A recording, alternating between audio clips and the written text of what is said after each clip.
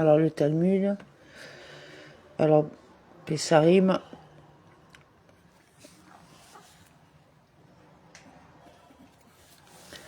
il semble y avoir une contradiction entre la décision de la première Beretta concernant le pincement et la décision de la deuxième Beretta concernant le pincement.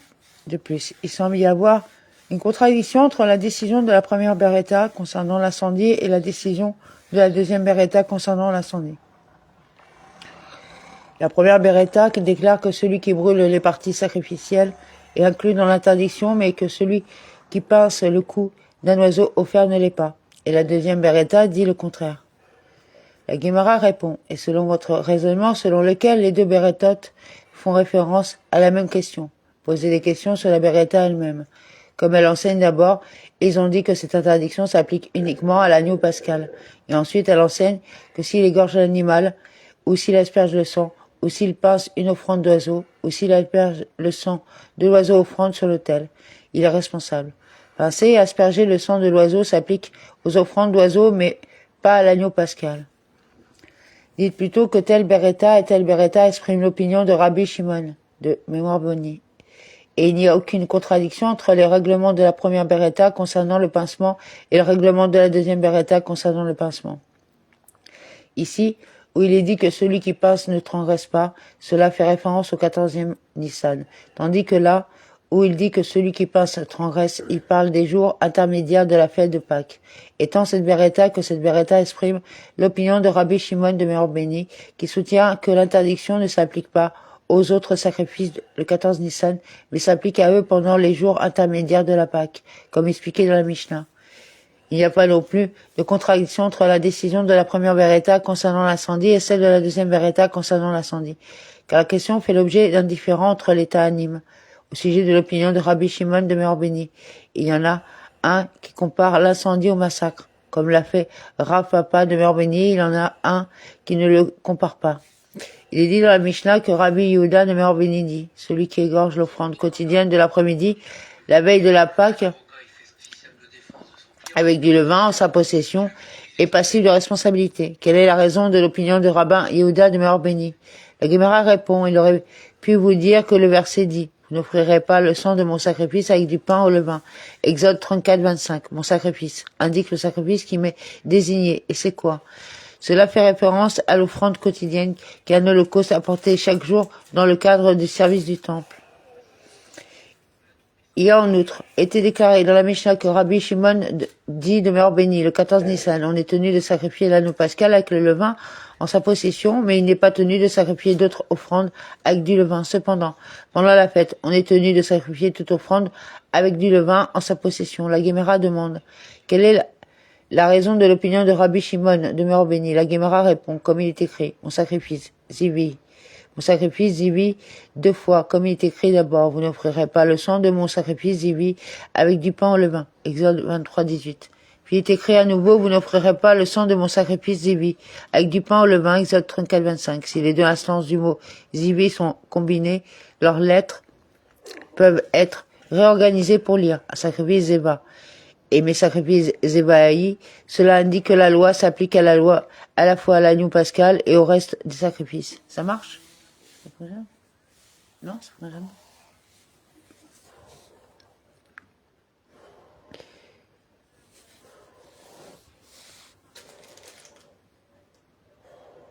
Ça fonctionne.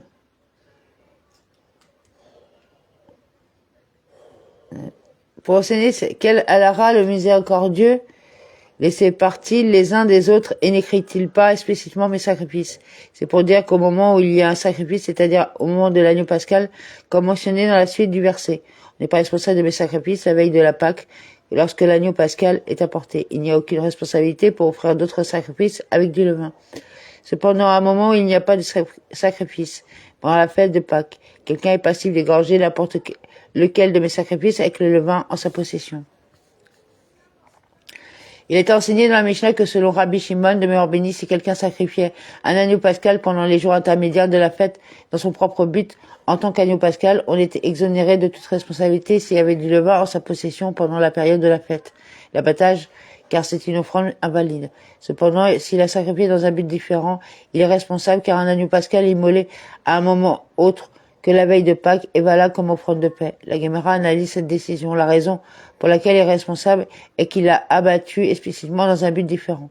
Mais s'il l'avait abattu sans attention spécifique, il en serait exempté car l'offrande serait disqualifiée.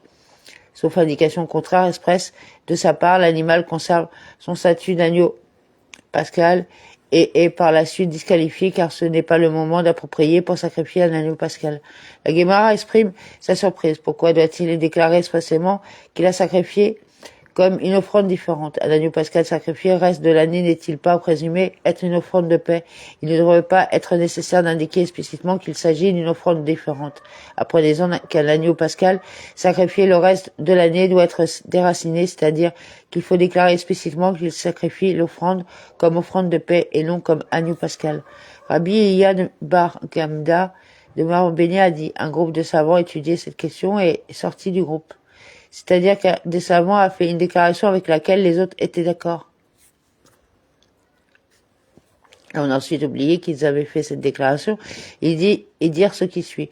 Nous avons affaire ici à un cas où les propriétaires de l'offrande étaient rituellement impurs avec l'impureté transmise par un cadavre lors de la première Pâque et ils furent reportés à la deuxième Pâque. Une personne qui était rituellement impure en un voyage lointain et qui n'a donc pas apporté l'agneau pascal à l'heure prévue, le 14 Nissan doit compenser en apportant l'offrande le 14 Iyar.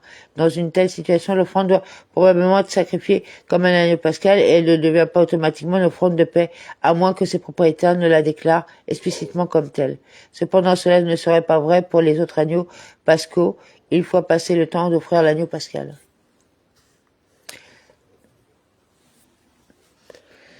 Mishnah, l'agneau pascal était immolé en 3 groupes, ce qui signifie que ceux qui apportaient l'offrande étaient divisés en 3 groupes distincts. Comme il est dit, et toute l'assemblée de la congrégation d'Israël l'égorgera l'après-midi. Exode 12:6. Le verset est interprété comme faisant référence à 3 groupes, l'assemblée, la congrégation et Israël. La procédure pour sacrifier l'offrande était la suivante. Le premier groupe de personnes sacrifiant l'offrande entra. Et lorsque la cour du temple fut remplie d'eux, ils fermèrent les portes de la cour du temple et sonnaient des sons de trompette ininterrompus, brisés et ininterrompus comme cela se faisait lors du sacrifice de n'importe quelle offrande.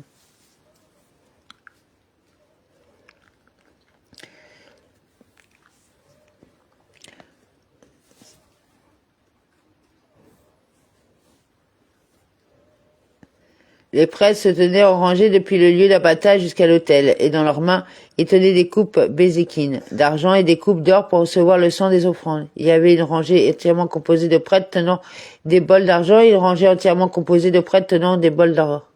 Car les bols d'or et d'argent n'étaient pas mélangés dans la même rangée. Les bols n'avaient pas de fond plat qui permettrait de les déposer, de peur que les prêtres ne les déposent et ne les oublient, et qu'entre-temps le sang ne se fige et ne soit disqualifié pour être aspergé sur l'autel. Un Israélite égorgeait le sacrifice et un prêtre recevait le sang et le remettait immédiatement à un autre prêtre debout à côté de lui, et l'autre prêtre le transmettait à un autre. Chaque prêtre recevait un bol plein de sang d'un prêtre voisin et lui rendait un bol vide, passant dans la direction opposée, dont le contenu avait déjà été répandu sur l'autel. Le prêtre le plus proche de l'autel aspergeait une seule goutte de sang contre la base de l'autel, c'est-à-dire contre les côtés nord et ouest de l'autel, là où se trouvait une base.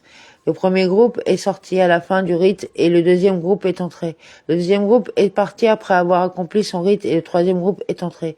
Comme cela a été fait par le premier groupe, les deuxième et troisième groupes l'ont fait également. Tous les gens qui se trouvaient dans la cour du temple pendant que l'on égorgeait les agneaux pascals récitaient le Hallel. S'ils finissaient de réciter avant que toutes les offrandes ne soient sacrifiées, ils le récitaient une seconde fois.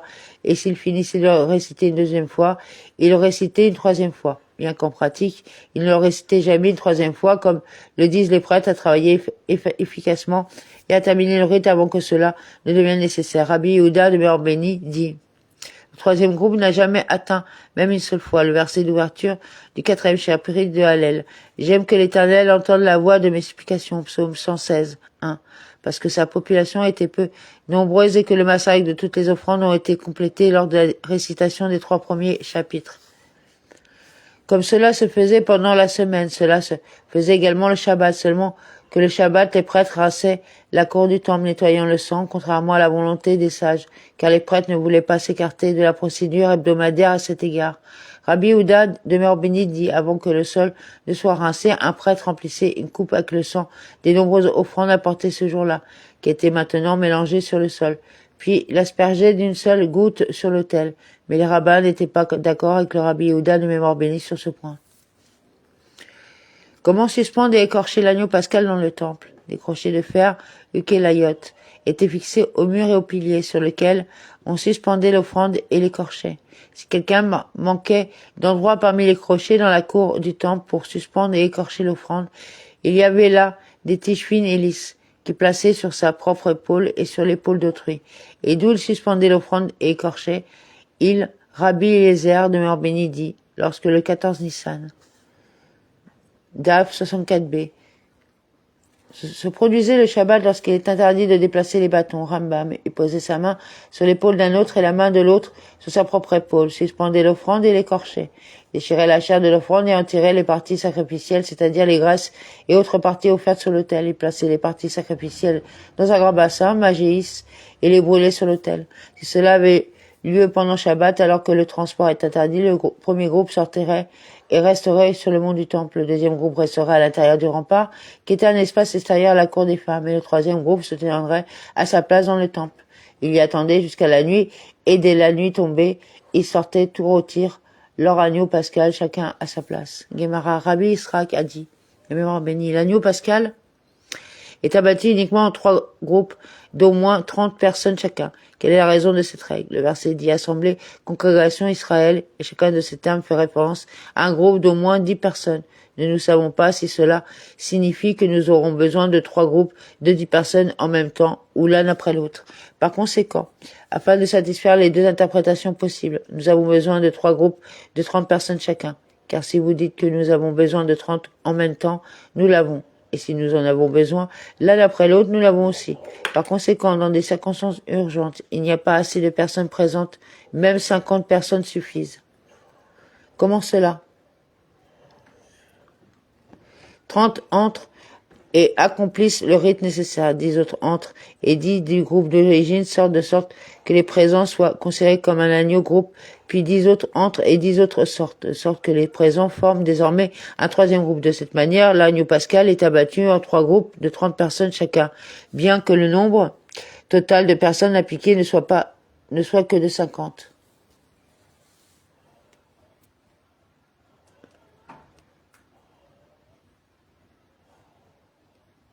Ah, c'est sur la radio?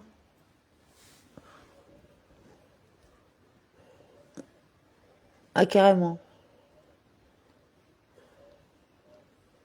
La Mishnah enseigne que le premier groupe est entré après quoi ils ont fermé les portes de la cour du temple. Il a été déclaré que les Amoraïm n'étaient pas d'accord sur la formulation précise de la Mishnah. Abbaye de Orbeni a dit, nous avons appris dans la Mishnah que les portes de la cour du temple se fermaient, miraculeusement d'elles-mêmes. Rabat de Orbeni a dit, nous avons appris dans la Mishnah que les gens fermaient les portes de la cour du temple au moment opportun. Quelle est la différence pratique entre eux? La différence pratique entre eux réside dans la question de savoir si nous appuyons sur un miracle. Abbaye de mémoire bénie a dit, nous avons appris dans la Mishnah que les portes se fermaient toutes seules. Autant de personnes qui sont entrées, et on compte sur un miracle pour fermer les portes afin qu'un nombre excessif de personnes n'entrent pas et ne crée ainsi un danger. Rabbinou Hananel, le Meor béni, Rabbah, le Meor béni a dit, nous avons appris dans la Mishnah que les gens fermaient les portes et nous ne comptons pas sur un miracle pour garantir que la cour ne devient même pas trombondée. Et ce que nous avons appris ailleurs dans une Mishnah au sujet de l'interdiction faite à Kaviya, Ben Ma'alale, le Meor béni, pour avoir parlé durement de Shemaya et d'Avtalion, de Meor béni, que Rabbi Yehuda de Meor béni a dit que Dieu nous préserve qu'Aviya Ben Ma'alale de Meor béni soit interdit. Ce devait être quelqu'un d'autre, car même lorsque tout le peuple juif venait à Jérusalem pour la fête, la cour du temple ne se fermerait sur aucun homme d'Israël, aussi plein de sagesse, de peur de péché qu'Avaïa Ben Ma'alel. Abbaye de Barbelli peut expliquer cette déclaration selon son opinion, et Rabat peut également l'expliquer selon son opinion. Abbaï demeure béni peut l'expliquer selon son opinion comme suit. Aucun homme d'Israël ne se trouvait dans la cour du temple lorsqu'il s'est fermé tout seul, qui était aussi plein de sagesse et de peur du péché qu'Aviya ben Maalalel. Rava demeure béni peut également l'expliquer selon son opinion comme suit. Aucun homme d'Israël ne se trouvait dans la cour du temple lorsqu'ils l'ont fermé, qui était aussi plein de sagesse et de peur du péché qu'Aviya ben Maalalel. Demeure béni. Les sages ont enseigné. Personne n'a jamais été écrasé par les grandes foules de gens dans la cour du temple, à l'exception d'une Pâque au jour de Hillel où un vieil homme a été écrasé. Ils ont appelé cette Pâque la Pâque des écrasés. Les sages ont enseigné autrefois. Le roi Agrippa, demeure béni, souhaitait poser ses yeux sur les multitudes euclosines, demeure béni d'Israël, pour savoir combien elles étaient. Il dit aux grands prêtres, fixez vos yeux sur les agneaux pascals, comptez bien combien d'animaux sont amenés afin d'évaluer approximativement le nombre de personnes. Le souverain sacrificateur prit un rein de chacun, comme on brûle les rognons sous l'autel. Et on y trouva 600 000 paires de rognons, soit le double du nombre de ceux qui quittèrent l'Égypte. Cela ne reflétait pas la totalité du peuple juif, car cela excluait ceux qui étaient rituellement impurs ou éloignés, qui ne venaient pas offrir le sacrifice. De plus, il s'agissait d'un décompte des agneaux pascaux et non du peuple. Il n'y avait pas un seul agneau pascal qui n'eût pas plus de 10 personnes inscrites. Ils appelaient cette Pâque la Pâque de la foule, en raison du grand nombre de personnes. La Guémara remet en question un des détails de cette histoire. Comment le grand prêtre a-t-il pu prendre un rein? N'a-t-il pas dû le brûler sur l'autel? La Guémara répond, il a d'abord pris les reins pour le compte, puis il les a brûlés. La Guémara demande, n'est-il pas écrit, et le prêtre le brûlera sur l'autel? C'est la nourriture de l'offrande faite par le feu à l'Éternel. Lévitique 3:11. Le singulier, ça indique apparemment qu'il ne doit pas mélanger les graisses de ce sacrifice avec celles d'un autre. Il doit plutôt brûler chaque ensemble séparément. La Guémara répond, il les a ensuite brûlés un par un, et non pas tous ensemble. La Guémara demande plus loin, n'a-t-il pas été enseigné dans une Beretta que le pluriel « eux » dans le verset, le prêtre les brûlera sur l'autel, c'est la nourriture de l'offrande faite par le feu pour un arôme satisfaisant.